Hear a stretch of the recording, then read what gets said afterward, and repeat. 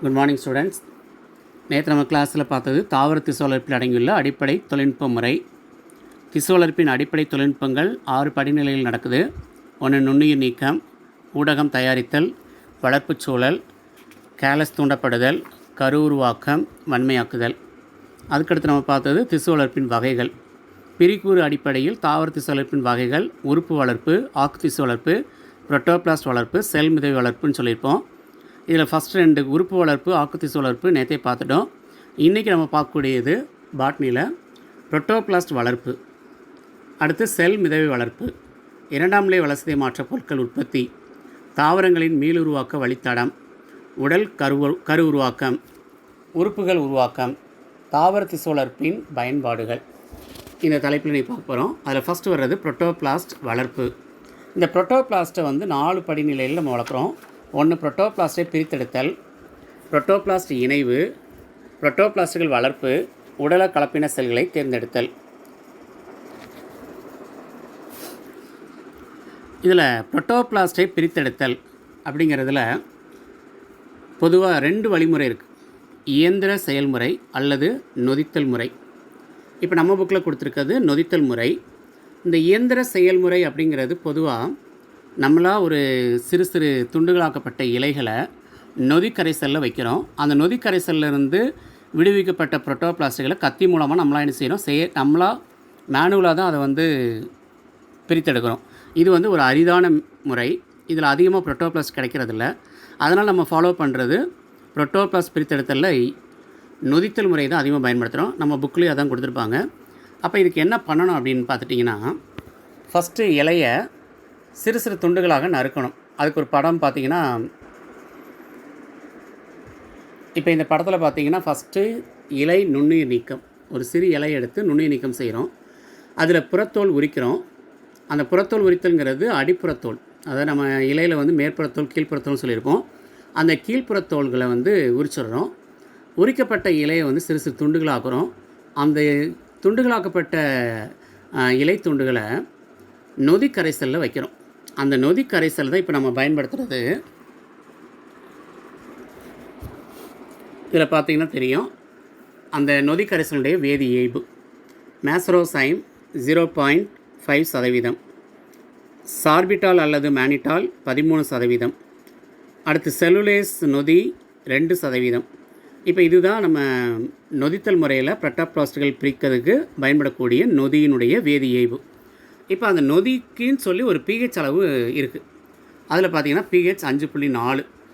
தாவர திசு வளர்ப்புக்கு உகந்த pH அளவு 5.6 முதல் 6ன்னு சொல்லியிருப்போம். இப்போ இங்கே என்ன சொல்கிறாங்க அப்படின்னா, புரோட்டோபிளாஸ்ட் பிரித்தெடுத்தலில் பயன்படக்கூடிய வேதி இயல்பான நொதி கரைசல், அந்த நொதி கரைசலுடைய pH அளவு 5.4. இப்போ இந்த நொதி கரைசலில் சிறு சிறு துண்டுகளாக நறுக்கப்பட்ட இலைகளை அந்த அடிப்புறத்தோல் நீக்கப்பட்ட இலைகள் நொதியின் மேல் படுற மாதிரி வைக்கிறோம். இதை என்ன சொல்கிறாங்க அப்படின்னா, இலை திசுக்களின் சிறு துண்டுகளை மூழ்கி இருக்குமாறு வைக்கப்படுகிறது. இவற்றை 25 டிகிரி செல்சியஸ் வெப்பநிலையில் இரவு முழுதும் வைத்து பிறகு மென்மையாக செல்களை தனிமைப்படுத்தும் போது புரோட்டோபிளாஸ்டுகள் பெறப்படுகின்றன. இவ்வாறு பெறப்பட்ட புரோட்டோபிளாஸ்ட் அதன் உயிர்ப்பு தன்மையை நிலைநிறுத்த, அதாவது நம்ம பிரிச்செடுக்கக்கூடிய அந்த புரோட்டோபிளாஸ்ட் அது அதனுடைய நிலையிலேருந்து அடுத்து மாறக்கூடாது. அதுக்காக அதை அப்படியே உயிர்ப்பு தன்மையை நிலைநிறுத்தணும். அதுக்கு என்ன பண்ணுறோம் அப்படின்னா 20% சுக்ரோஸ் கரைசலுக்கு மாற்றப்படுகிறது. அப்போ புரோட்டோபிளாஸ்ட் உயிர்ப்பு தன்மையை நிலைநிறுத்த பயன்படுத்தப்படுவது 20% சுக்ரோஸ் கரைசல். பிறகு மைய விலக்கு உட்படுத்தப்பட்டு, இந்த மைய விலக்குங்கிறது என்ன அப்படின்னா சென்ட்ரிஃபியூஜ் அப்படின்னு சொல்லுவாங்க. அதிலிருந்து உட்படுத்தப்பட்டு செல் சுவரிலிருந்து பிரித்தெடுக்கப்பட்ட தூய புரோட்டோபிளாஸ்டுகள் பெறப்படுகிறது. அடுத்த டாபிக் பார்த்திங்கன்னா புரோட்டோபிளாஸ்ட் இணைவு. இப்போ இதுக்கு ஃபஸ்ட்டு புரோட்டோபிளாஸ்ட் பிரித்தெடுத்தல் அப்படிங்கிறதுக்கு ஒரு வீடியோ பாருங்கள். Technology includes the isolation, culture and fusion of higher plant protoplasts, leading to the production of entire plants. A hybrid produced by fusion of somatic cells of 2 varieties or a species is called a somatic hybrid. This process of producing somatic hybrids is known as somatic hybridization. The first step in somatic hybridization is the isolation of protoplast. Let us see about the isolation of protoplast. Protoplast can be isolated from a variety of plant tissues using either mechanical or enzymatic methods. Let us see about the mechanical method. In this method, the cells are kept in a suitable plasmolyticum, that is, the protoplast shrink away from the cell wall in a plasmolysed cell and cut with a fine knife so that protoplasts are released from cells through the opening of the cell wall. This method gives poor yield of protoplast and it is being rarely used.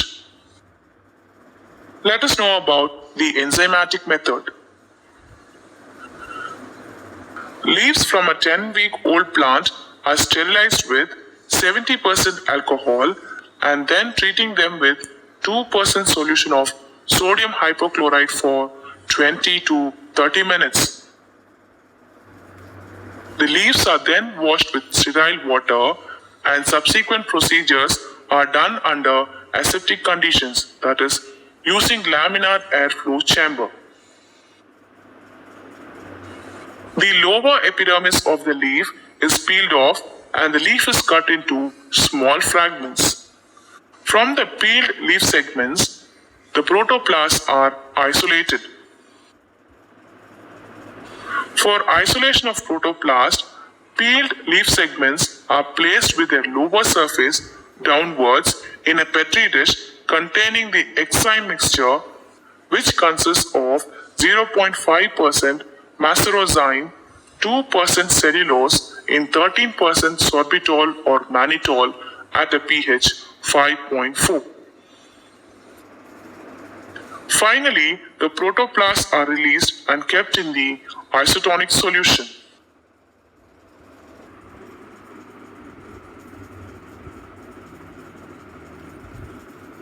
இப்போ protoplast இணைவுன்னு சொல்லியிருப்போம். Protoplast இணைவு தகுந்த இணைவு காரணியால் நிகழ்த்தப்படுகிறது.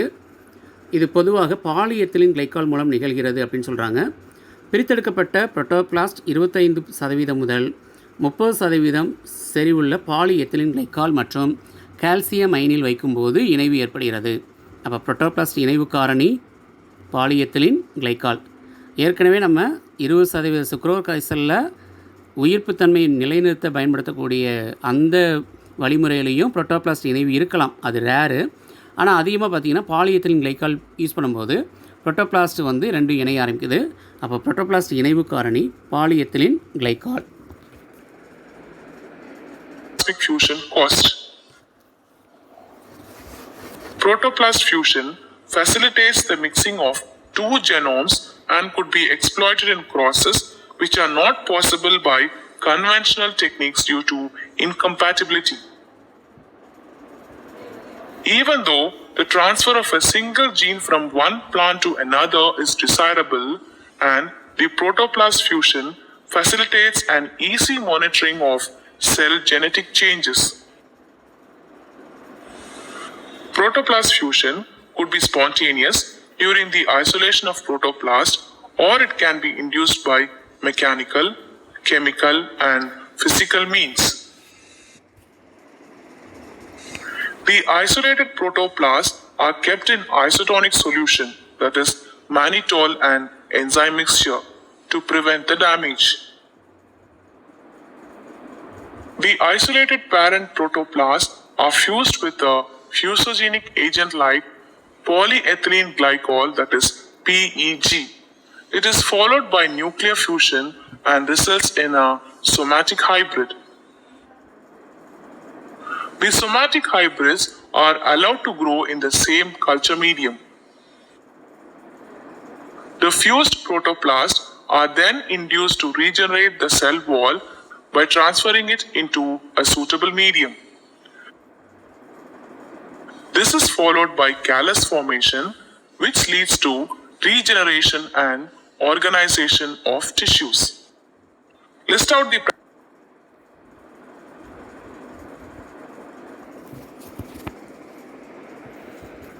இப்போ protoplast இணைவுக்கு அடுத்து பார்த்திங்கன்னா புரோட்டோபிளாஸ்ட்கள் வளர்ப்பு.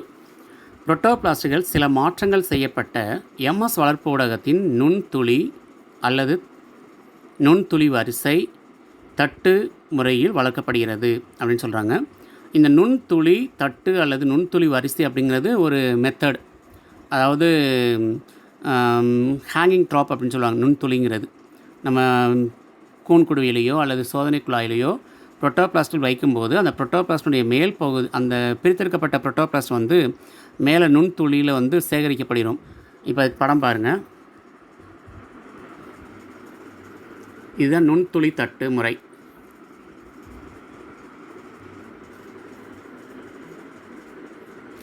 இது பார்த்திங்கன்னா தட்டு அல்லது நுண்துளி வரிசை. அப்போ இந்த முறையில் நம்ம என்ன செய்யலாம், புரோட்டோபிளாஸ்டுகள் வளர்க்கலாம் அப்படிங்கிறாங்க.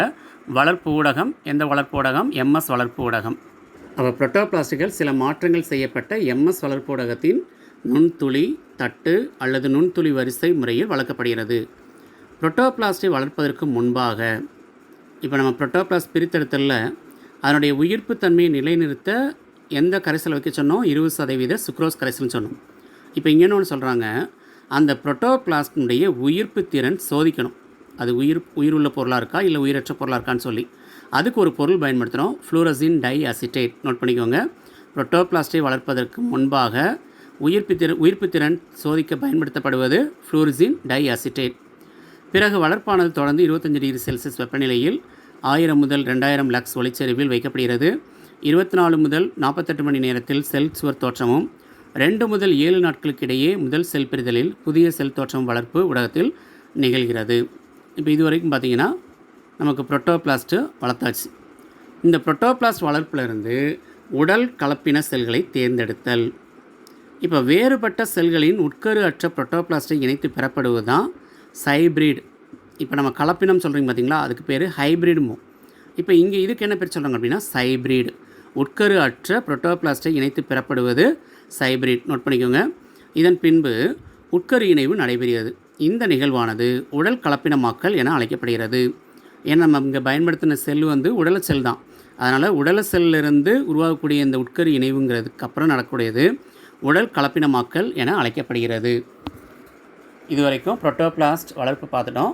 புரோட்டோபிளாஸ்ட் வளர்ப்பு, புரோட்டோபிளாஸ்டை பிரித்தெடுத்தல், புரோட்டோபிளாஸ்ட் இணைவு, புரோட்டோபிளாஸ்டுகள் வளர்ப்பு, உடல் கலப்பின செல்களை தேர்ந்தெடுத்தல். இதில் 2 சொல்லியிருக்கோம், ஹைப்ரிட் மற்றும் உடல் கலப்பினமாக்கல். ஹைப்ரிட் என்பது என்ன? வேறுபட்ட செல்களின் உட்கரு அற்ற புரோட்டோபிளாஸ்டை இணைத்து பெறப்படுவது ஹைப்ரிட். உட்கரு இணைவு நடைபெறுது. அதுக்கப்புறம் இந்த நிகழ்வானது உடல கலப்பினமாக்கல் என அழைக்கப்படுகிறது. அப்போ புரோட்டோபிளாஸ்ட் மூலமாக உருவாக்கக்கூடிய கருக்கள், அதுக்கு பேர் தான் உடல கருக்கள் சொல்லியிருக்கோம், அல்லது எம்பிரியாய்டுகள் அப்படின்னு சொல்லுவோம், கரு உருக்கள் அப்படின்னு சொல்லலாம். இந்த உடல் மூலமாக உருவாக்கக்கூடிய நிகழ்வு பேர் தான் உடல் கலப்பினமாக்கல் என அழைக்கப்படும். அடுத்து நம்ம பார்க்கக்கூடியது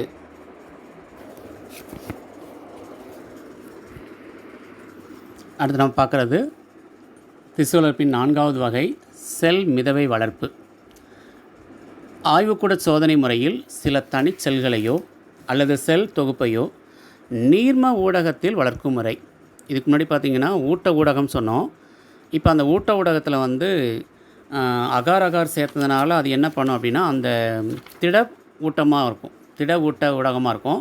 ஆனால் இங்கே பார்த்திங்கன்னா நீர்ம ஊட்ட ஊடகமாக நம்ம பயன்படுத்துகிறோம். ஆய்வுக்கூட சோதனை முறையில் சில தனிச்செல்களையோ அல்லது செல் தொகுப்பையோ நீர்ம ஊடகத்தில், அப்போ அகார் அகார் சேர்க்காமல் வளர்க்கும் முறை செல் மிதவை வளர்ப்பு எனப்படுகிறது. மேலும் சுழற்சி கலக்கி கருவியை பயன்படுத்தி, இந்த சுழற்சி கலக்கி கருவின்னு சொல்கிறது ஒரு புதுசாக, அதாவது அதிக அளவில் உற்பத்தி பண்ணக்கூடிய 2ஆம் நிலை வளர்சிதை மாற்ற பொருட்களை உற்பத்தி பண்ணணும் அப்படின்னா அதுக்குன்னு சொல்லிட்டு ஒரு உயிர் உலைக்கலன் அப்படின்னு சொல்லுவாங்க. அந்த உயிர் உலைக்கலனில் ஒரு மெத்தடு தான் சுழற்சி கலக்கி கருவியை பயன்படுத்தி கேலஸின் ஒரு பகுதியை நீர்ம ஊடகத்திற்கு மாற்றுவதன் மூலம் செல் மிதவை தயாரிக்கப்படுகிறது. கேலஸ் திசுவின் செல்கள் தனிமைப்படுத்தப்பட்டு செல் மிதவை வளர்ப்பிற்கு பயன்படுத்தப்படுகிறது. இப்போ ஃபஸ்ட்டு கேலஸ் மட்டும் தனியாக பிரித்து அந்த கேலஸை செல் மிதவை வளர்ப்புக்கு என்ன செய்கிறோம்? பயன்படுத்துகிறோம். இந்த செல் மிதவை வளர்ப்பு அதிகமாக எதுக்கு பயன்படுத்துகிறோம் அப்படின்னா 2ஆம் நிலை வளர்சிதை மாற்ற பொருட்கள் உற்பத்திக்கு பயன்படுத்துகிறோம். செல் மிதவை வளர்ப்பின் மூலமாக நமக்கு அதிகமாக பயன்படுதுன்னா 2ஆம் நிலை வளர்சிதை மாற்ற பொருட்கள் உற்பத்திக்கு தான் பயன்படுது. இப்போ 2ஆம் நிலை வளர்சிதை மாற்ற பொருட்கள் உற்பத்தியை பற்றி பார்ப்போம். 2ஆம் நிலை வளர்சிதை மாற்ற பொருட்கள் உற்பத்தி செல் மிதவை வளர்ப்பின் மூலமாக இரண்டாம் நிலை வளர்சிதை மாற்ற பொருட்களான ஆல்கலாய்டுகள், ஃப்ளேவினாய்டுகள், டெர்பினாய்டுகள், ஃபீனால், கூட்டுப்பொருட்கள், மறுக்கூட்டமைவு புரதங்கள் போன்ற பொருட்களை உருவாக்கலாம். அப்போ இரண்டாம் நிலை வளர்சிதை மாற்ற பொருட்கள்ங்கிறது இது எல்லாம் தான். ஃப்ளாவினாய்டுகள், டெர்பினாய்டுகள், ஃபீனால், கூட்டுப்பொருட்கள், மறுக்கூட்டமைவு புரதங்கள் போன்ற பொருட்கள் எல்லாம் சேர்ந்து தான் இரண்டாம் நிலை வளர்சிதை மாற்ற பொருட்கள் சொல்கிறோம். நம்ம அதிகமாக பயன்படுத்துகிறது சிகிச்சைக்கான பொருட்களான மருந்து பொருட்கள் அதிகமாக பயன்படுத்துகிறோம், உருவாக்குறோம். அப்போது பொதுவாக இரண்டாம் நிலை வளர்சிதை மாற்ற பொருட்கள் வேதிய பொருட்களாகவும், ஒன்று வேதிப்பொருளாக இருக்கலாம், தாவர வளர்ச்சிக்கு தேவைப்படாமல் தாவர வளர்ச்சிக்கு பயன்படுத்த போவதில்லை. ஆனால் தாவரங்களின் செல் வளர்சிதை மாற்றத்தின் போது இது எங்கே கிடைக்குது அப்படின்னா, தாவரங்களில் நடைபெறக்கூடிய செல் வளர்சிதை மாற்றத்தின் போது தான் நமக்கு என்ன செய்யலாமா உபப்பொருட்களாக இவை உருவாக்கப்படுகின்றன. எடுத்துக்காட்டு கேத்தரந்தஸ் ரோசியஸ், நம்ம எல்லாருக்குமே பார்த்துருப்போம். நித்திய கல்யாணி, வின்கா ரோசியான்னு சொல்லுவோம். அதனுடைய தாவரத்தின் செல் வளர்ப்பிலிருந்து இண்டோல் அல்கலாய்டுகள் ஒரு உயிரி உற்பத்தி மூலம் பிரித்தெடுக்கப்படுகிறது. இந்த இண்டோல் அல்கலாய்டுக்கு இன்னொரு பேர் சொல்லுவோம் வின்கிறிஸ்டின் அல்லது வின்பிளாஸ்டின் அப்படிங்கிறத எடுக்கிறோம். அப்போ இது தாவரத்தில் அதனுடைய பயன்பாட்டுக்கு பயன்படுத்த போகிறதில்ல, உபப்பொருளாக இருக்குது. அந்த உபப்பொருளை நமக்கு என்ன செய்கிறோம், சிகிச்சைக்காக பயன்படுத்த போகிறோம். அப்போ இதை அதிக அளவில் உற்பத்தி பண்ணி நம்ம என்ன செய்கிறோம், வணிக உற்பத்திக்காக இதை அதிக அளவில் உற்பத்தி பண்ணுறோம். அப்போ அந்த இரண்டாம் நிலை வளர்சிதை பொருட்களுடைய முக்கிய பயன் என்ன அப்படின்னா, உயிரி பொருட்கள், அதாவது உயிரி மருந்துகளாக அதிகமாக பயன்படுத்தலாம் அப்படிங்கிறாங்க. இப்போ பாருங்கள், இந்த இரண்டாம் நிலை வளர்சிதை பொருட்கள் எதுக்கு நம்ம அதிகமாக பயன்படுத்துகிறோன்னு சொன்னோம், வணிக உற்பத்திக்காக. இப்போ வணிக உற்பத்திக்காக உயிரி கலன்களை, இந்த உயிரி கலன் அப்படிங்கிறது ஒரு மிகப்பெரிய நுண்ணுயிர் நீக்கம் செய்யப்பட்ட ஒரு கலன் பாத்திரம். இதில் தான் நம்ம என்ன செய்கிறோம் அப்படின்னா, இரண்டாம் நிலை வளர்சிதை மாற்ற பொருட்களை அதிக அளவில் உற்பத்தி பண்ணலாம், குறுகிய காலத்தில் அதிக முறையில் என்ன செய்யலாம், உற்பத்தி பண்ணலாம் அப்படிங்கிறாங்க. கவனிங்க. இப்போ பாருங்கள், வணிக உற்பத்திக்காக உயிரி கலன்களை பயன்படுத்தி இரண்டாம் நிலை வளர்சிதை பொருட்களின் உற்பத்தி செயல்முறைகளை தானியங்கு முறையில் அளவிடலாம். அதிக திறனுடைய இரண்டாம் நிலை வளர்சிதை மாற்ற பொருட்கள் உற்பத்தியை செல் மிதவை வளர்ப்பின் மூலம் மேற்கொள்வதற்கு சில உத்திகளான, அதில் நிறைய வழிமுறைகள் சொல்கிறாங்க. உயிரிசார் நிலை மாற்றம், வளர்சிதை மாற்ற பொருள் தூண்டல், முடக்க வளர்ப்பு போன்றவை பயன்படுத்தப்படுகிறது. இது எல்லாமே எங்கே பயன்படுத்துகிறோம் அப்படின்னா, அந்த இரண்டாம் நிலை வளர்சிதை மாற்ற பொருட்கள் அதிக திறனுடைய இரண்டாம் நிலை வளர்சிதை மாற்ற பொருட்கள் உற்பத்தியை செல் மிதவை வளர்ப்பின் மூலம் மேற்கொள்வதற்கு பயன்படக்கூடிய உத்திகள் யார் யார்? உயிரிசார் நிலை மாற்றம், அதாவது ஃபஸ்ட்டு சொல்லக்கூடியது உயிரிசார் நிலை மாற்றம், வளர்சிதை மாற்ற பொருள் தூண்டல், முடக்க வளர்ப்பு முறை.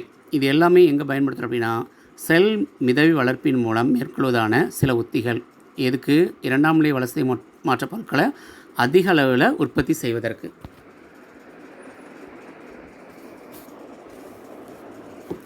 இப்போ இங்கே ஒரு சில எடுத்துக்காட்டுகள் கொடுத்துருப்போம். இரண்டாம் நிலை வளர்சிதை மாற்ற பொருட்கள் அது எந்த தாவரங்கள்லேருந்து பிரித்தெடுக்கப்படுகிறது, அதனுடைய பயன்கள் என்ன. இப்போ அதில் ஃபஸ்ட்டு பார்த்திங்கன்னா டிஜாக்சின். இது எந்த தாவரத்தில் எடுக்கிறாங்க? டிஜிட்டாலிஸ் பர்பூரியா. இதனுடைய பயன் என்ன? இதயத்திற்கு மருந்து. அப்போ இதயத்திற்கு மருந்தாக பயன்படும் இரண்டாம் நிலை வளர்சிதை மாற்ற பொருள் டிஜாக்சின்.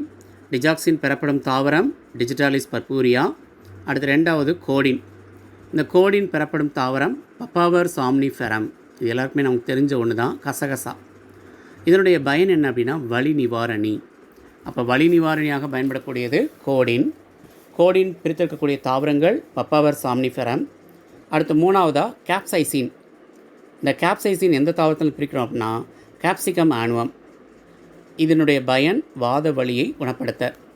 அப்போ வாத வலியை குணப்படுத்த பயன்படும் இரண்டாம் நிலை வளர்சிதை மாற்ற பொருள் கேப்சைசின். அடுத்து நாலாவது இருக்கக்கூடியது வின்கிறிஸ்டைன். இதுக்கு முன்னாடி சொன்னோம், கேத்தரந்தஸ் ரோசியஸ் தாவரத்திலிருந்து பிரித்தெடுக்கக்கூடிய இண்டோல் அல்கலாய்டு. அப்போ இந்த இண்டோல் அல்கலாய்டு தான் எது? வின்கிறிஸ்டின். இந்த வின்கிறிஸ்டின் பெறப்படும் தாவரம் கேத்தரந்தஸ் ரோசியஸ். இதனுடைய பயன் புற்றுநோய்க்கு எதிர் மருந்து. கடைசியாக குயினைன். இந்த குயினைன் எடுக்கக்கூடிய தாவரம் சின்கோனா ஆஃபிஸ்னாலிஸ். இதனுடைய பயன்கள் மலேரியா எதிர் மருந்து. அப்போ மலேரியா காய்ச்சலுக்கு பயன்படக்கூடிய மருந்து குயினைன். இது இம்பார்ட்டன்ட் கொஸ்டின் மார்க் பண்ணிக்கோங்க. 1 மார்க் 2 மார்க் 3 மார்க் கேட்கலாம். ஸோ டிஜாக்சின், கோடின், கேப்சைசின், வின்கிறிஸ்டின், குயினைன் இது எல்லாமே இரண்டாம் நிலை வளர்சிதை மாற்ற பொருட்கள். இந்த இரண்டாம் நிலை வளர்சிதை மாற்ற பொருட்கள் அதிக அளவில் உற்பத்தி செய்யணும் அப்படின்னா, இங்கே நம்ம வணிக உற்பத்திக்காக ஒரு முறையை பயன்படுத்துகிறோம். அந்த முறை என்ன அப்படின்னா, உயிர் கலன்களை பயன்படுத்தி அதிக அளவில் உற்பத்தி செய்யலாம் அப்படின்னு சொல்கிறாங்க. பார்க்குற உயிர்கலன் அல்லது நொதிக்கலன் சொல்கிறோம். இதை பயன்படுத்தி இரண்டாம் நிலை வளர்சிதை மாற்ற பொருட்கள் அதிக அளவில் உற்பத்தி செய்யலாம் அப்படிங்கிறோம்.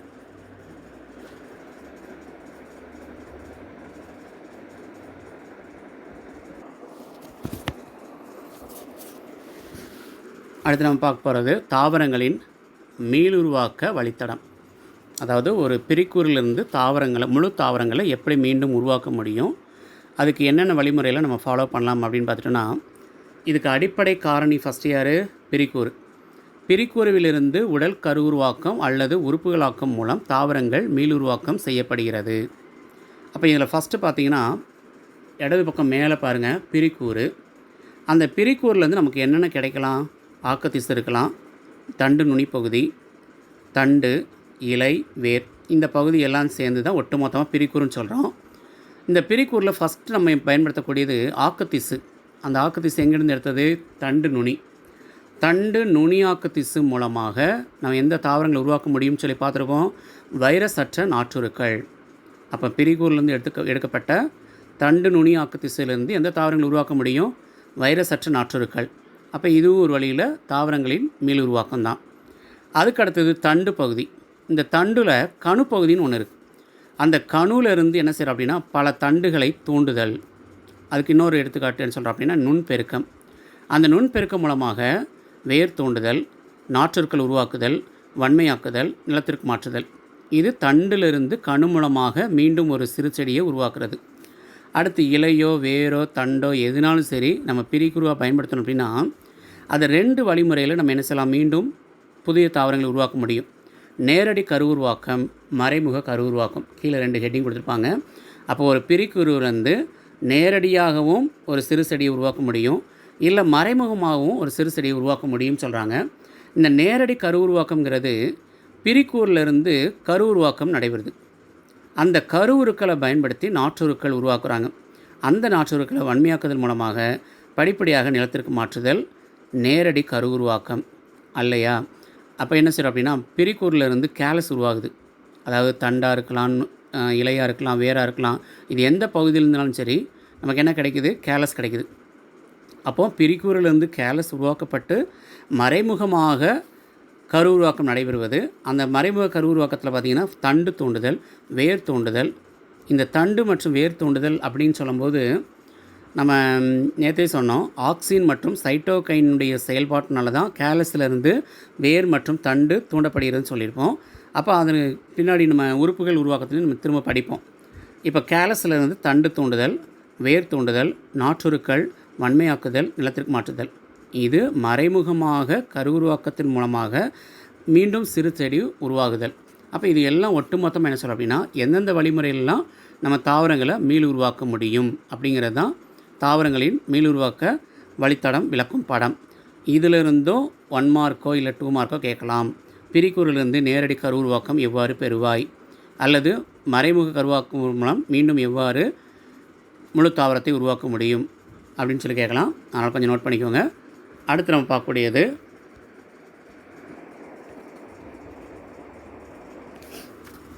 உடல் கரு உருவாக்கம். ஏற்கனவே தெரியும் நமக்கு, உடல் செல்களிலிருந்து கருக்கள் தோன்றுவது உடல் கருவுருக்கள்னு சொல்லியிருப்போம். இப்போ அதே திரும்ப படிக்கிறோம். கேலஸ் திசுவிலிருந்து நேரடியாக கரு உருவாதலுக்கு உடல் கரு உருவாக்கம் என்று பெயர். இக்கருக்கள் உடல் கருக்கள் அல்லது கருவுருக்கள் என்று அழைக்கப்படுகிறது. இதுக்கு இன்னொரு பேரும் அங்கே படிச்சிருப்போம், எம்ப்ரியாய்டுகள். அப்போ எம்ப்ரியாய்டுகளுக்கு இன்னொரு பேர் தான் உடல் கருக்கள் அல்லது கருவுருக்கள் என்று அழைக்கப்படுகிறது. கேலஸ் திசுவிலிருந்து நேரடியாக கரு உருவாதலுக்கு உடல் கரு உருவாக்கம் என்று பெயர். இக்கருக்கள் உடல் கருக்கள் அல்லது கரு உருக்கள் என்று அழைக்கப்படுகிறது.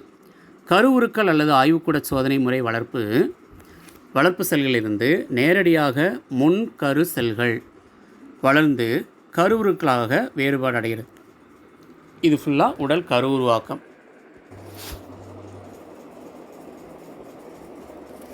அடுத்து இந்த உடல் கரு உருவாக்கத்தினுடைய பயன்பாடுகள் என்ன?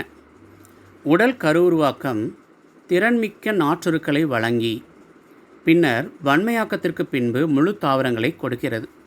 இப்போ நம்ம தாவர திசுவளர்ப்பில் படிநிலையில் கடைசி ஒன்று படிச்சிருப்போம், வன்மையாக்குதல். அதாவது ஆய்வகத்தில் உருவாக்கப்பட்ட சிறு செடி படிப்படியாக இயற்கை சூழலுக்கு கொண்டு வந்து நிலத்தில் நடுதல் தான் வன்மையாக்குதல்னு சொல்லியிருப்போம். அப்போ வன்மையாக்குதலுக்கு பின்பு முழு தாவரங்களை கொடுக்கிறது. செயற்கை விதைகள் உற்பத்திக்கு உடல் கருக்கள் பயன்படுகிறது. இந்த செயற்கை விதைகள் என்பது என்ன அப்படிங்கிறது கீழே ஒரு க்ரீன் கலர் பாக்ஸில் இருக்கும். அப்போ செயற்கை விதைகள் உற்பத்திக்கு அதிகமாக பயன்படுவது உடல் கருக்கள் தான். Allium sativum, காடியம் வல்கேர், Oryza சட்டைவா, ஜியாமேஸ். அல்லியம் சட்டைவங்கிறது பூண்டு. இது மாதிரி இந்த தாவரங்கள்லாம் உடல் கரு உருவாக்கம் தற்போது கண்டறியப்பட்டுள்ளது. மேலும் இம்முறை எவ்வகை தாவரத்திலும் சாத்தியமாகும் சொல்கிறாங்க. எல்லா தாவரங்களையுமேவும் நம்ம உடல் கருக்கள் உருவாக்கலாம் அப்படிங்கிறாங்க. அப்போ செயற்கை விதைகள் என்றால் என்ன, அதுதான் இங்கே கீழே க்ரீன் கலர் பாக்ஸில் கொடுப்பாங்க, நோட் பண்ணிக்கோ. அகாரோஸ் இலுமம் அல்லது கால்சியம் ஆல்ஜினேட் கொண்டு கரு உருக்களை உரையிட்டு செயற்கை விதைகள் உற்பத்தி செய்யப்படுகிறது. இப்போ நம்ம உடல் கருக்கள் உருவாயிருக்கு, அதாவது கேலஸ் திசுவிலிருந்து நேரடியாக கரு உருவாதல், அதுக்கு பேர் தான் உடல் கரு உருவாக்கம். அங்கே உருவான கருக்கு பேர் தான் உடல் கருக்கள். இப்போ நமக்கு ஒரு கரு கிடச்சிருச்சு, இது உடல் செல் தான். இந்த உடல் செல்லேருந்து பெறப்பட்ட உடல் கருக்களை நம்ம எடுத்து தனியாக அகாரோஸ் இலுமம், அது வந்து ஒரு அகார்னு சொல்கிறோம்ல, அந்த அகாரை பயன்படுத்தி ஒரு மேல் உரையை நம்ம பூசுகிறோம் அதை, அல்லது கால்சியம் ஆல்ஜினேட். இந்த ரெண்டில் ஏதாவது ஒன்று என்ன செய்யணும் அப்படின்னா, அந்த கரு உருவுகளுக்கு மேலே சிறு உரை மாதிரி, அதாவது ஒரு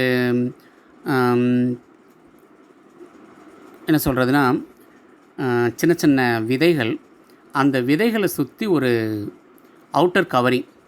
ஃபார் எக்ஸாம்பிள் நம்ம மாட்டு சாணமே இருக்குது. இப்போ ஒரு விதையை எடுத்துக்கோங்க, அந்த விதையை சுற்றி மாட்டு சாணம் நம்ம என்ன செய்கிறோம், வச்சுக்கிறோம். இப்போ அதுக்கு பதிலாக அந்த மாட்டு சாணத்துக்கு பதிலாக என்ன செய்கிறீங்க, அகாரோஸ் இலுமம் அல்லது கால்சியம் ஆல்ஜினேட், இதுதான் அதுக்கு அதனுடைய உரை. அதை பயன்படுத்தி என்ன செய்யலாம் அப்படின்னா நம்ம செயற்கை விதையை பயன்படுத்தலாம் அப்படிங்கிறாங்க. அப்போ செயற்கை விதைகள் என்பது அகாரோஸ் இலுமம் அல்லது கால்சியம் ஆல்ஜினேட் கொண்டு கரு உருக்களை உரையிட்டு செயற்கை விதைகள் உற்பத்தி செய்யப்படுகின்றன. அடுத்து நம்ம பார்க்குறது உறுப்புகள் உருவாக்கம். ஆக்சுவலாக உடல் கரு உருவாக்கமும் உறுப்புகள் உருவாக்கமும் ரெண்டுமே எங்கே வரணும் அப்படின்னா தாவர திசுவளர்ப்பின் படிநிலைகளில் வரக்கூடிய ஒரு ஹெட்டிங் தான். உறுப்புகள் கேலஸில் காணப்படும் புறத்தோற்ற மாறுபாடுகள் காரணமாக அதிலிருந்து தண்டு மற்றும் வேர் உருவாக்கத்திற்கு உறுப்புகள் உருவாக்கம் என்று பெயர். நான் ஏற்கனவே சொன்னேன், ஒரு கேலஸிலிருந்து தண்டு மற்றும் வேர் உருவாக்கத்திற்கு முக்கியமாக 2 வளர்சிதை மாற்றப் பொருட்கள், அதாவது வளர்ச்சி ஹார்மோன்கள் பயன்படுத்துவோம். அந்த வளர்ச்சி ஹார்மோன்கள் வந்து ஆக்சின் மற்றும் சைட்டோகைனின். எடுத்துக்காட்டு, அதிக ஆக்சின் குறைந்த சைட்டோகைனின் கொடுத்தினா வேர் தூண்டப்படும். எதில், கேலஸில். குறைந்த ஆக்சின் அதிக சைட்டோகைனின் கொடுத்தினா கேலஸ்லேருந்து தண்டு தோற்றுவிக்கப்படும். அப்போ தண்டு மற்றும் வேர் தோற்றத்திற்கு ஆக்சின் மற்றும் சைட்டோகைனின் முக்கிய பங்காற்றுகிறது அப்படின்னு சொல்லியிருப்போம். அப்போ அதனுடைய பயன்பாட்டினால தான் நமக்கு கேலஸிலிருந்து தண்டு உருவாக்கம், கேலஸிலிருந்து வேர் உருவாக்கம் நடைபெறுகிறது. இந்த தண்டு உருவாக்கத்துக்கு இன்னொரு பேர் சொல்லுவாங்க காலோஜெனிசிஸ். வேர் உருவாக்கத்துக்கு இன்னொரு பேர் ரைசோஜெனிசிஸ். அப்போ தண்டு உருவானாலும் சரி வேர் உருவானாலும் சரி நமக்கு என்ன கிடைக்கும், சிறு தாவரங்கள் கிடைக்கும். அப்போ கேலஸ் ஆனது வேறுபாடு அடைந்து தண்டு மற்றும் வேர் உருவாக்கம் மூலமாக சிறு தாவரங்கள் உருவாக்கப்படுகிறது. இதுக்கு தான் என்ன பேராமா, உறுப்புகள் உருவாக்கம். அப்போ இந்த உறுப்புகள் உருவாக்கத்துக்கு அடிப்படை என்ன அப்படின்னா நம்ம எம்எஸ் ஊடகத்தில் என்னென்ன பயன்படுத்துவோம் அப்படின்னு நமக்கே தெரியும். இப்போ இதில் பார்த்தீங்கன்னா எம்எஸ் ஊடகத்தில் தாவர வளர்ச்சி சீரியக்கிகள் யார், ஆக்சின் மற்றும் சைட்டோகைனின் சேர்ப்பதனால் ஆய்வுக்கூட சோதனை முறையில் உறுப்புகளின் உருவாக்கம் தூண்டப்படுகிறது. ஆக்சின் மற்றும் சைட்டோகைனின் தண்டு மற்றும் வேர் உருவாக்கத்தை தூண்டுகிறது. அப்போ இங்கே நோட் பண்ணிக்கோங்க, அதிக ஆக்சின் குறைந்த சைட்டோகைனின் வேரை உருவாக்கும், குறைந்த ஆக்சின் அதிக சைட்டோகைனின் தண்டை உருவாக்கும். அப்போ ஆக்சின் மற்றும் சைட்டோகைனின் செயல்பாட்டினால தான் தண்டு உருவாக்கம் மற்றும் வேர் உருவாக்கம் நடைபெறுகிறது. இதுக்கு பேர் தான் உறுப்புகள் உருவாக்கம் அப்படின்னு சொல்கிறோம். அடுத்து இன்றைக்கி நம்ம பார்க்கக்கூடிய தலைப்பு தாவர திசுவளர்ப்பின் பயன்பாடுகள். இப்போ வரைக்கும் தாவர திசுவளர்ப்புனா என்னென்னு சொல்லிட்டோம். அதில் என்னென்ன பயன்பாடுகள் இருக்குதுன்னு பார்த்துட்டோன்னா பல்வேறு பயன்பாடுகளை கொண்டுள்ளது. 1. உடல் கலப்பினமாதல் மூலம் மேம்பட்ட கலப்புயிரிகள் உற்பத்தி செய்யப்படுதலுக்கு உடல் கலப்புயிரியாக்கம் என்று பெயர். உடல் கலப்பினமாதல் அப்படின்னா என்ன, வேர், தண்டு, இலை ஏதோ ஒரு தாவரத்தினுடைய உடல் பகுதியை வச்சு ஒரு சிறு தாவரத்தை உருவாக்குறோம். அப்போது இங்கே உருவாக்கக்கூடிய தாவரங்கள் மேம்பட்ட கலப்புயிரிகள், அதாவது கொஞ்சம் அட்வான்ஸ்ட் அப்படிங்கிறது தான் மேம்பட்ட கலப்புயிரிகள் உற்பத்தி செய்யப்படுதலுக்கு உடல் கலப்புயிரியாக்கம் என்று பெயர். உரை சூழப்பட்ட கருக்கள் இப்போ தான் பார்த்தோம். அகாரோசீலமம் அல்லது கால்சியம் ஆல்ஜினேட் அதை பயன்படுத்தி நம்ம என்ன சொன்னோம், கருவுருக்களை உரையிட்டு செய்வதற்கு செயற்கை விதைகள்னு சொன்னோம். அந்த செயற்கை விதையை தான் இங்கே சொல்கிறாங்க. உரை சூழப்பட்ட கருக்கள் அல்லது செயற்கை விதைகள் தாவரங்களின் உயிரி பன்மத்தை பாதுகாக்க உதவுகிறது. 3. ஆக்குத்திசு மற்றும் தண்டு நுனி வளர்ப்பின் மூலம். ஃபஸ்ட்டே நம்ம படிச்சிருக்கோம், மரபியல் மாற்றம் செய்யப்பட்ட தாவரங்கள், அயல்ஜினை பெற்ற தாவரங்கள். தாவரங்களில் அயல்ஜினை புகுத்துறதுனால நோய் எதிர்ப்பு தன்மை கொண்ட தாவரங்களை உருவாக்கலாம்னு சொன்னோம். அப்போ அந்த நோய் எதிர்ப்பு தன்மை கொண்ட தாவரங்களை உருவாக்கணும் அப்படின்னா அதுக்கு பயன்படக்கூடிய முக்கியமான திசு நுனியாக்கு திசு. தண்டு நுனி வளர்ப்பின் மூலம். அந்த தண்டு நுனிங்கிறது எது? நுனியாக்கு திசு வளர்ப்பு தான். அப்போ ஆக்கு திசு மற்றும் தண்டு நுனி வளர்ப்பின் மூலம் நோய் எதிர்ப்பு தாவரங்களை உற்பத்தி செய்தல், இது ஒரு பயன்பாடு. அடுத்து 4. களைக்கொல்லி சகிப்புத்தன்மை, வெப்ப சகிப்புத்தன்மை கொண்ட தாவரங்கள் போன்ற அழுத்தத்தை அல்லது இறுக்கத்தை எதிர்க்கக்கூடிய தாவரங்களின் உற்பத்தியை உருவாக்குதல். இதில் என்ன கொடுத்துருப்பாங்க அப்படின்னா, களைக்கொல்லி சகிப்புத்தன்மை. நம்ம வயலுக்கு களைக்கொல்லி கொடுக்குறோம். இப்போ ஒரு நெல் வயல் இருக்குது, அந்த நெல் வயலில் களைக்கொல்லி நீ தெளிச்சிட்டு வரீங்க. அப்போ அந்த களைக்கொல்லி நெல் பயிர்களையும் பாதுகும். அப்போ அந்த நெல் பயிர்கள் அந்த களைக்கொல்லியை எதிர்த்து வாழணும். அப்போ அதுக்கு பேர் தான் களைக்கொல்லி சகிப்புத்தன்மை. அப்போ நெல்லில் இயற்கையாகவே நம்ம ஜீன்கள் மாற்றி வைக்கிறோம், அந்த களைக்கொல்லியை எதிர்த்து வாழக்கூடிய ஒரு தன்மை. அப்போ களைக்கொல்லி சகிப்புத்தன்மை இதுவும் எப்படி தான்? அயல்ஜினை பெற்ற தாவரங்கள் மூலமாக தான். வெப்ப சகிப்புத்தன்மை, அதிக வெப்பநிலையையும் எதிர்த்து வாழக்கூடியது, அழுத்தத்தை எதிர்த்துக்கூடியது.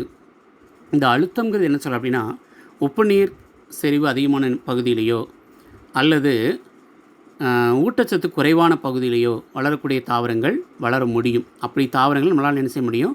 இந்த தாவரத்தை வளர்ப்பின் மூலம் வளர்க்க முடியும், உருவாக்க முடியும்னு சொல்கிறாங்க.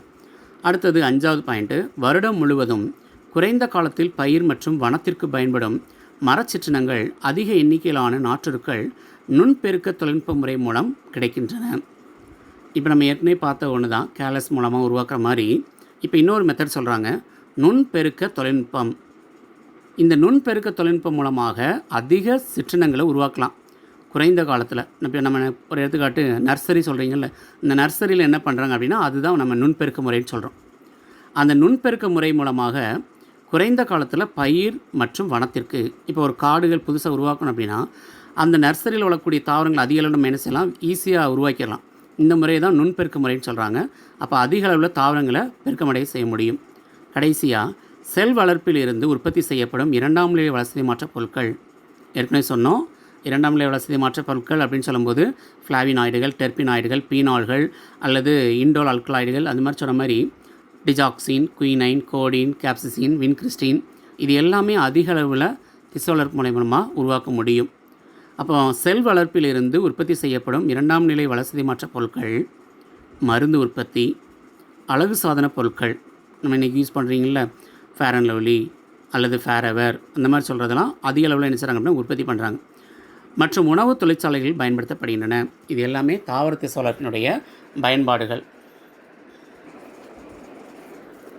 கடைசியாக கிளாஸுடைய எண்டு பகுதி கொண்டோம். இங்கே இப்போ கடைசி நம்ம பார்க்குறது உடல் நகல்சார் வேறுபாடு, சோமோக்ளோனல் வேரியேஷன். ஆய்வுக்கூட சோதனை வளர்ப்பிலிருந்து உருவாகும் தாவர மீள் உருவாக்கத்தில் மூலத்தாவரத்திலிருந்து சில வேறுபாடுகள் காணப்படுகின்றன. இப்போ நம்ம ஆய்வகத்தில் வளர்க்கக்கூடிய தாவரங்களில் தாய் தாவரத்தை விட இங்கே என்ன செய்தாமா சிறப்பு வேறுபாடுகள் கொண்ட தாவரங்கள் காணப்படுகிறது. இந்த வேறுபாடுகள் எங்கெங்கெல்லாம் இருக்கலாம் அப்படின்னா, இலையில் வேறுபாடுகள் வரலாம், தண்டு, வேர், கிழங்கு, இனப்பெருக்க வித்து ஆகியவற்றில் காணப்படுகிறது. அப்போது தாய் தாவரத்தை விட புதுசாக உருவாகக்கூடிய, அதாவது மீள் உருவாக்கம் செய்யப்பட்ட தாவரங்களில் சில வேறுபாடுகள் காணப்படுகிறது. இது எல்லாமே என்னது? உடல்புற வேறுபாடு. அதனால் இதுக்கு என்ன பேராமா? உடல் நகல்சார் வேறுபாடு. 2வது கேமிட்டக நகல்சார் வேறுபாடு. ஆய்வுக்கூட சோதனை வளர்ப்பின் போது கேமிட்டுகளிலிருந்து உருவாகும் கேமிட்டக தாவர மீள் உருவாக்கத்தில் வேறுபாடுகள் காணப்படுகிறது.